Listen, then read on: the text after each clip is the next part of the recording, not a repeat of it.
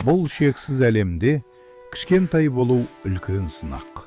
Бірақ батыр жүректі құмырсқаға үшін бұл кедергі емес, оның көздегені алыстағы аңызға айналған қантты шың. Жол оңай емес. Орманға айналған шөптер арасы. Әр қадам қауіпке толы. Кенеттен топан су жолды бөгеді. Табиғаттың дүрей күшіне қарсы тұру мүмкін еместей көрінеді.